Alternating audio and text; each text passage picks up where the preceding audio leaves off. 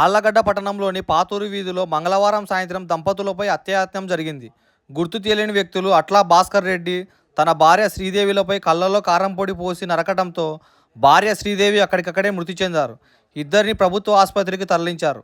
విషయం తెలుసుకున్న ఆళ్లగడ్డ ఎమ్మెల్యే భూమా అఖిలప్రియ గారు బాధ్యులపై కఠిన చర్యలు తీసుకోవాలని పోలీసులకు ఆదేశించారు. మీరంటే భయం లేదు, మేము భయం పెట్టుకున్నామంటే మమ్మల్ని భయం పెట్టుకోలేదు. మీరంటే భయం లేదు, మేము భయం పెట్టుకున్నామంటే మమ్మల్ని భయం పెట్టుకోలేదు.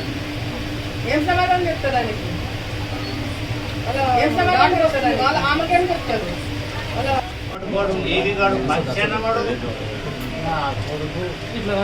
ఇంటికే రా సచ్చే కింద కింద